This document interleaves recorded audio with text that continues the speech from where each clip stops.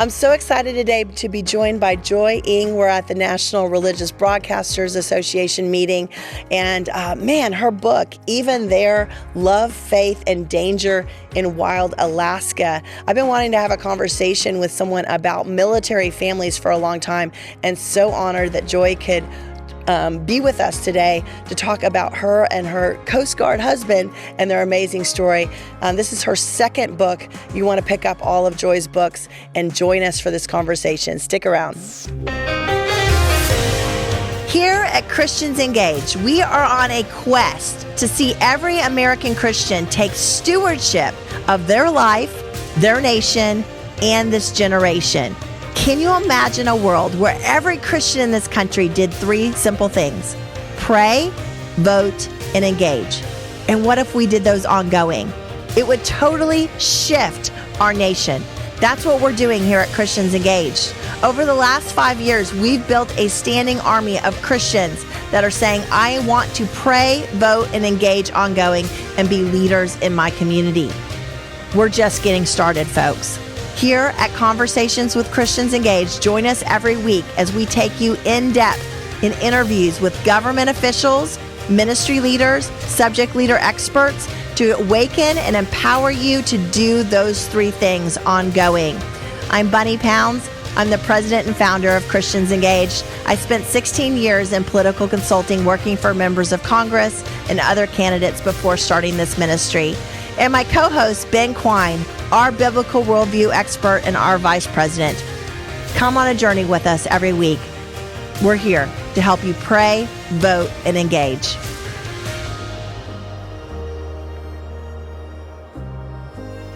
Okay, well, I'm here with Joy Ng and her book, Even There, Love, Faith, and Danger in Wild Alaska.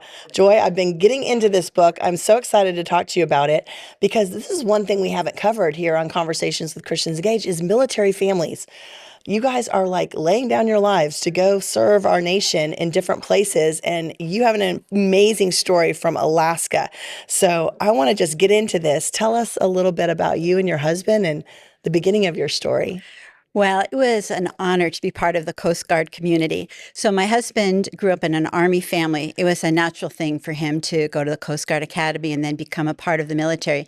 For me, I was a farm girl from Northeast Connecticut. Never ventured very far from the dairy farm that generations of my family had called home. But I was very patriotic. I loved my country. And when that dashing Coast Guard officer swept me off my feet, I was delighted to go with him anywhere and to support his career. We always said that we never had to wonder what God's will was for our lives because God's will came in the form of written orders from Coast Guard headquarters. And we were stationed as far southeast as Puerto Rico and as far northwest as Kodiak, Alaska. And my husband was a helicopter pilot. He calls me the wind beneath his wings. And he used to say that he was amazed that he got paid to do something that he would gladly pay to do. Wow, that's awesome. Well, we got connected through our vice chairman of our board, Scott Jones, who used to be our vice president of Christians Engaged, who is a former Coast Guard member as well. And but you guys have an amazing faith story. Faith really, your relationship with the Lord really colored a lot of your story. Can you share with us kind of that beginning? Yes. So I grew up in a Christian home. Faith, farm, and family defined my growing up years. I first understood the gospel message when I was just 6 years old, and I put my faith in Jesus Christ. It was simple faith, but it was enough, and it was the beginning of my journey of walking with Jesus. And I'm really glad that I really don't know anything else but walking with the Lord. My husband, on the other hand, was raised in a home where the name of God was never mentioned. Mm-hmm. And when he was a teenager, a friend in the neighborhood invited him to go to Sunday school. There was a contest. The friend wanted to win, so he invited Jimmy, and Jimmy went. Jimmy liked what he found there. It was hot chocolate, donuts, and girls. So I'm big on feeding kids when they come to church, right? Oh, yeah. Anyway. No, if you get them with their stomachs, they will come. That's right. Well, he heard the gospel message and responded to it. But it was a very shallow faith at that point. And it was actually at the Coast Guard Academy where Jimmy became grounded in his faith. Mm-hmm. It was Christian friends at the academy and their families, and the chapel program greatly impacted Jimmy. But it was mostly Jim and Jerry Prout. They were the Coast Guard Officers Christian Fellowship representatives at the Coast Guard Academy, and they invited Jimmy into their home. They discipled him. They modeled for him what a Christian family and a Christian marriage was like. I am just so grateful for the influence that they had on that young Coast Guard cadet. And when we were first married, we purposed in our hearts that we wanted our home to be like Jim and Jerry Prout's, a place where everybody wanted to come, felt welcome, and could see the love of God at work. That's so powerful because a lot of times we don't think about, okay, we're disciple makers even as we're in the Coast Guard, right? And that Coast Guard member and his family impacted your family, and then you guys impacted more family members. So even within that calling of serving our nation, there's this whole spiritual story of how God's moving in people's lives, person to person. That's amazing, Joy. So you are I'm a very prolific writer. This is your second book. You wrote a book previously about World War II and a French bride. So then you decide to write your own family story. What compelled you to go, okay, my family story is kind of cool. I should write a whole book about it. And this is not a thin book. So what would compel you to do that? Yeah, so I wasn't a writer. I didn't think of myself as a writer. But when we were in Alaska, when Jimmy retired from the Coast Guard, and we thought we would never leave, but my mother-in-law needed us. She was elderly, and so we left Alaska and we moved to near Seattle, Washington. And I spent every other day with Mom, just sharing life. So our daughter at that time was a student at George Fox University, and she called me one day and she said, "Mom, my writing professor is an author. Could you get one of her books and read it and tell me what you think of my teacher?" So I said to Mom, who was blind at the time, actually, she couldn't see well enough to read.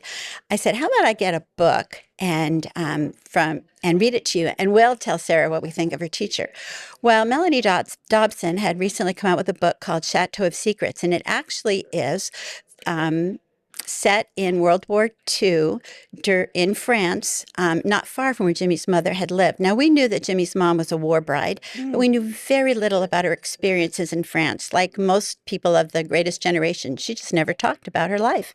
So I started reading to Mom, and as I read, I'd stop and say, "So, Mom, was it really like that? And Mom, what were you doing when that happened?" And she began telling me her stories of growing up between the Great Wars and living through the Nazi occupation, and the being in the bombing of Nantes, and then meeting an American soldier, falling in love, and leaving everything she knew to follow him. It was pretty amazing. And then they went to Germany as part of the American occupation forces. And, she hated the Nazis, but some of the German people became her dearest friends. And then she was proud to become an American citizen. She told me that she was sworn in as American citizen on the steps of the in Washington, D.C., and she was very proud to have been sworn in on the steps of the Supreme Court building by a young senator named John F. Kennedy. And her greatest memory of that day was that she was quite offended that his hair was such a mess. You would have thought he could have combed his hair for such an important occasion. So was your first book then chronicling a lot of her story? Yes. So I listened to her stories, and finally I said, Mom, this story needs to be told. Can I write a book about you? And she said, "Well, you can't publish it until I'm dead, and then you can make your millions." So what was the name of that book? Okay, Quiet Courage. Leslie Leyland Fields, she's written a book called Your Story Matters, and she taught me how to make Mom's stories into a book. And when I was finished, she said to me, "Now you need to tell your story." And I said, "I don't have a story." And she said, "Of course you do. And you need to tell it for God's glory." Wow. Well, the truth is, I do have a story. I was just too busy living it to realize that it was a story. And I'm sure that's true. That's true for everybody. Yeah, you get so caught up. When I wrote my book, Jesus in Politics, I really didn't think I had a lot of stories to tell from my time working with members of Congress till I actually sat down and started outlining and going, "Oh, wow, I've got quite a few stories I think that could impact people."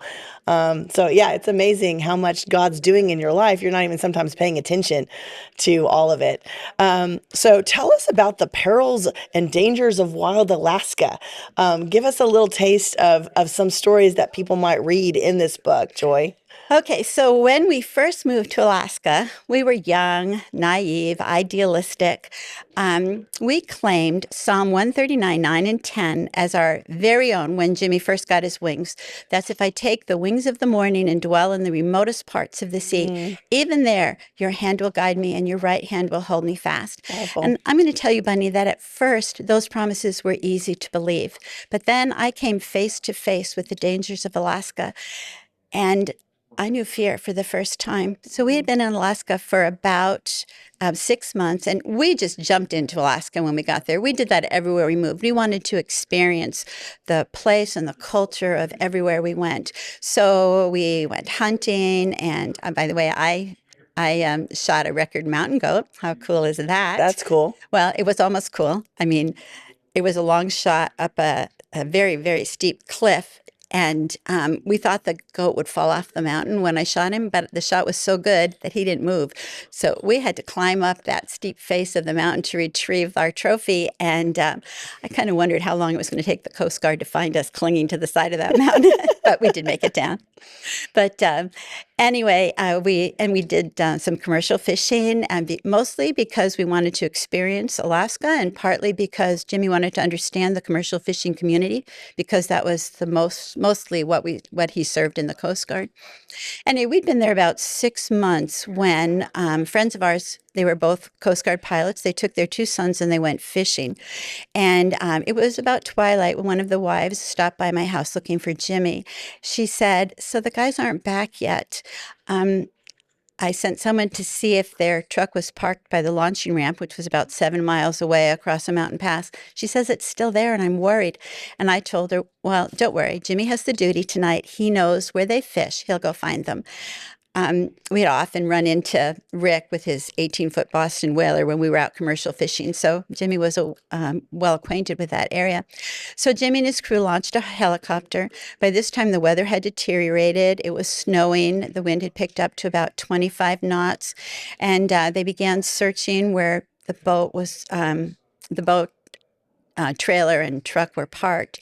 They flew across a very wide bay was open to the ocean with big waves, and then they got to the area with all these islands that had tall mountains and trees on them. Began searching up and down, and they couldn't see very far ahead and very far below. So he's flying about 50 feet off the waves, and he realized this is going to be really hard. It's like almost impossible to find anyone in this.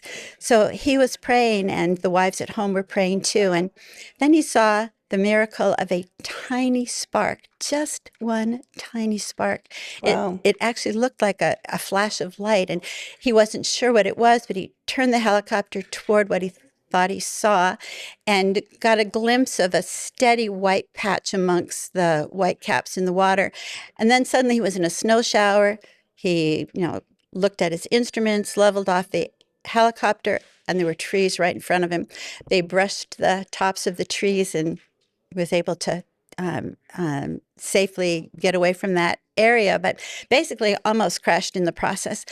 Long story short, they came back. They've finally found them, and there were 3 survivors huddled on the overturned boat, but one of the little boys didn't make it. Mm-hmm. So all of a sudden, I knew fear. I understood that these waters that we fished in were incredibly dangerous, that storms came out of nowhere. And my husband was almost killed in the rescue. So when we were out on our boat and the waves came, I would be terrified. And when Jimmy was flying, I just worried so. I learned that though fear is inevitable, faith is a choice. And I would just picture God's hand holding that helicopter right in the palm of the hand, like our verse said, and peace would come until the next time I panicked. Wow, what a powerful story, Joy. And it just reminds us, I think we forget what our military families go through every day, that this is really a calling. Hmm. Greater love is no man than this, that they would give up their life for us. And that's what our military families are doing every day, is saying, I'll go to Japan, I'll go to Germany, I'll go to all these Hmm. places, and many times in danger. What do you think the average American that is not been in the military or experienced that in their family line that much doesn't understand about your life? Right, right. So the danger part, the I'm sure the all the first responders and their families, they understand that, the policemen, the firefighters, and all of that. Military life has a lot of challenges, but it also has advantages, and sometimes the challenges become the advantages. Mm, We had frequent moves. And some of that was fun. We'd go to new places and see new things. Jimmy and I always said that we moved with our best friends. So that at was least you had each other, we had right? each other. So that was always a good thing. Yeah. For our children, one of them relished that. She just loved the new adventure and the new things. The other one mourned every move. For a Mm. whole year, she mourned the place we had left. And then she Wow. made new friends and got a until the next time we moved, and she went through that all over again. So it can be really difficult for families. Wives or spouses have to sacrifice their careers. You can never get longevity or seniority in a job, and sometimes you move and you have even trouble finding a job. For me, though, God put opportunities in my way that I never would have had otherwise or never would have dreamed about. For example, in Kodiak, I started a marine safety equipment business. Jimmy lamented that so many of the people didn't have good safety equipment on their boats. They didn't have good marine radios. They didn't have survival suits. EPIRB's emergency locator beacons were brand new at that Mm. time, and they were just too expensive or not available, or people didn't know about them. And I said, okay, I can do something about this. So I made them affordable and accessible, and I walked the docks and told people about them. And I actually had the most success when I talked to the wives. The wives could talk their husbands into buying that stuff. And then in other places, I was a hospital chaplain. I worked with Elder Hostel. I homeschooled my children at times when that was the best option. So that was those things were cool. Being away from family was another thing that was difficult. I mean, we Yeah. made really close friendships in the places that we lived because we needed each other, but we missed out on all those milestones at home. I even missed two of my sister's weddings. We were just too far away. It wasn't possible. Well, I think that's fascinating because I grew up, my dad was a pastor, and we moved 12 times by the time I was Okay, 13. you know. And I think back to that, like number one, I learned to make friends really quick, right? I've never met a stranger, right? People will tell you I can like connect with people instantly. But I also struggled through my childhood with not having those deep, deep relationships that I craved, right? And some loneliness involved with that. And do you think a lot of our military families, how do they combat that loneliness? What is the community like, within the Coast Guard or the Hmm. Army or whatever? Do you find camaraderie in other people that are walking the same path as you? Absolutely. And I think we did make friends faster because um, we knew that we had to just jump in and make friends. Wasn't going to last too long. And because of the dangers, I think we really appreciated those friendships. We never took them for granted. And we tried to, fill the gap for each other. We were far away from parents and aunts and uncles. So we would be the aunts and uncles for our friends' children. I remember one of my friend's mothers came to visit, and she made a point of treating my children like her grandchildren. I really appreciated that. Wow. Well, as you know, here at Christians Engage, we're inspiring Christians to pray, vote, and engage and get involved in their government and be leaders. That everybody really has a calling, whether we're in media, whether we're in ministry, in a church, or, a homeschooling mom, whatever it is, we all have a calling to impact our nation and where we are. Um, what do you give me a little more of your thoughts on the high calling that Hmm. people, when they sign up for military service, are experiencing in their life, Hmm. and how God can meets them in Hmm. that calling? Well, first of all, we knew that we were where God wanted us to be because He sent us there. So that was a given. And we were very proud of the mission of the Coast Guard, the humanitarian mission. Jimmy's main goal was to save lives. And as you mentioned, that greater love has no man than this, that a man gives up his life for his friends or strangers, right? And I am so thankful that Jimmy always came home to me. But we have friends who did not come home. Jimmy found the body of his best friend on a beach in Alaska after a failed rescue. I waited with his wife while they were searching. That was really hard. But we knew that we were doing what God wanted us to do, and that was an important thing. Jimmy often, when he had the opportunity, plucked people from incredible situations in the sea. And he would say to them, God has something really special in mind for you. You need to find out what that is. Mostly for us, our mission field was the people that God brought into our lives. We made a point of making relationships so that we could share Jesus Christ in the neighborhood, mostly by inviting people into our homes. So good. And we always got involved in the local church as well, and worked in whatever way God called us through that. Well, what a way to realize that wherever you were stationed, hey, that's a new mission field for our family. There's people here that need Jesus, that need discipleship. I mean, great job, Joy. Well, and it doesn't always have to be a big thing. So one of my favorite things was somebody moved into our neighborhood, and I knocked on her door and brought a chocolate cake as a way to just connect, right? Yeah. And we became friends, and I invited her to church, and eventually she and her husband professed faith in Jesus Christ, and that was really cool. It, of course, deepened our relationship. But anyway, then we were separated by job transfers and stuff. And a few years later, she sent me a letter. She said, I was in church this morning, and the pastor told us to close our eyes and think of our first connection with the gospel. She said, I saw a chocolate cake.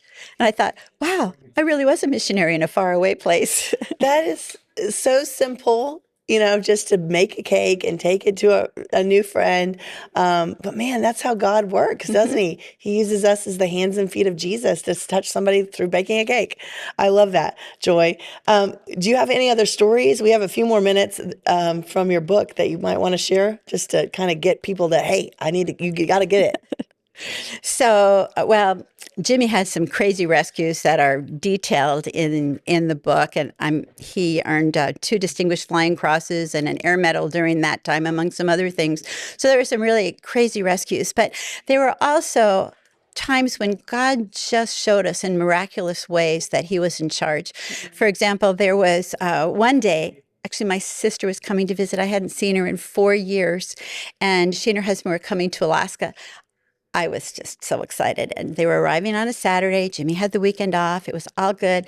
He had a mission scheduled on Friday that was just to go pick up some fish and wildlife guys who were working in the bush a few hundred miles away. And the weather was bad. He couldn't go.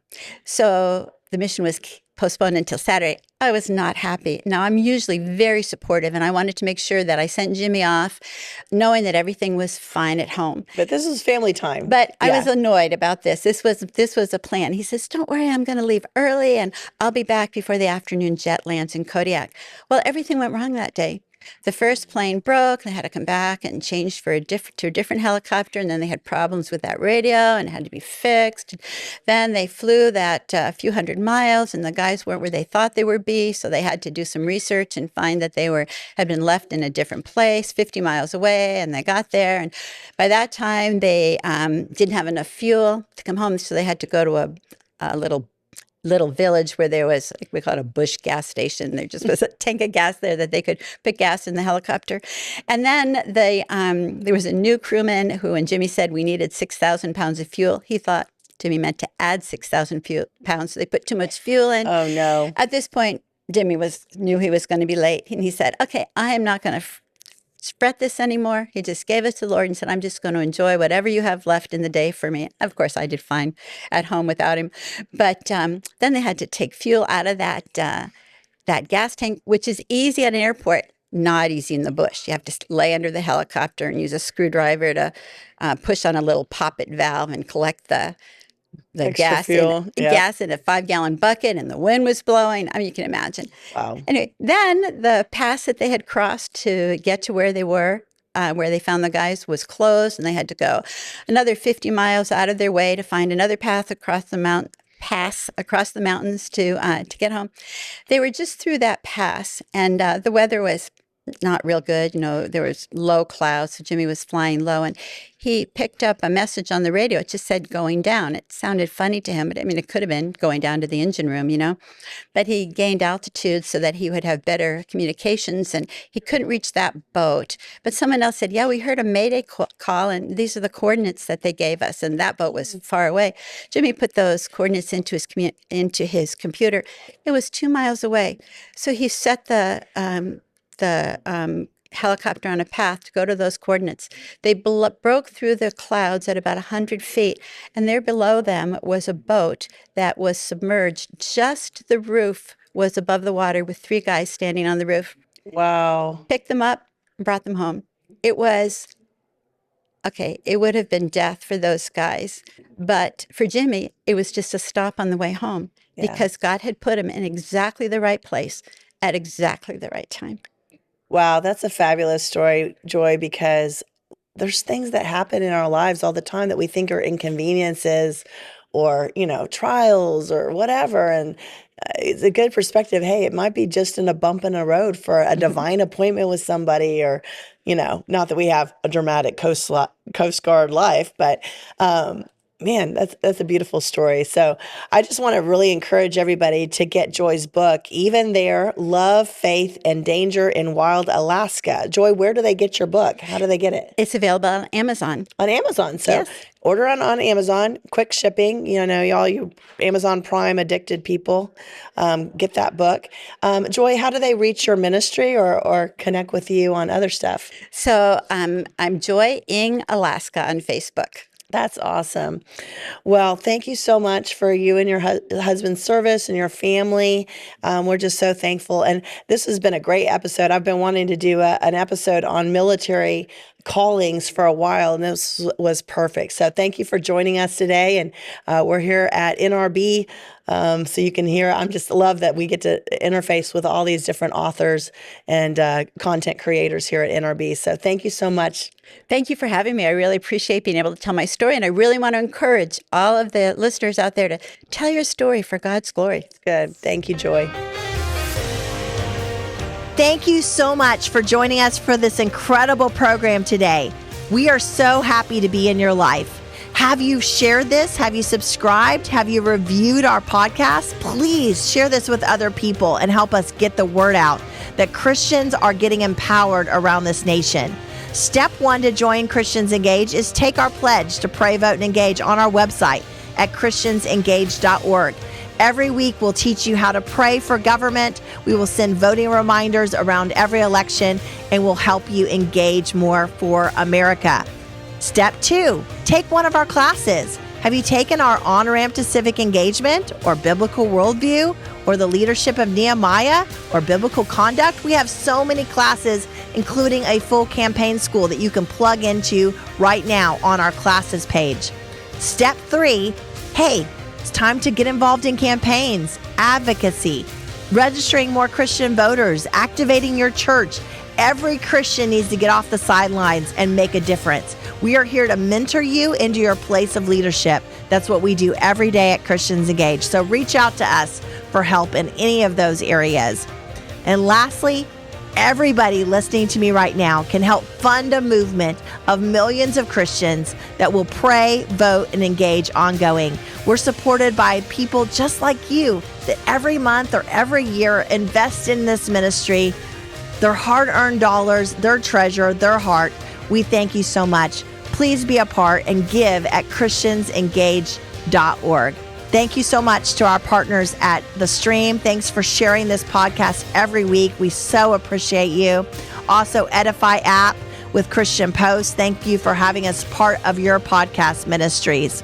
Christians Engage is a ministry of Family Policy Alliance Foundation, and together around the country, we are mobilizing Christians to pray, vote, and engage.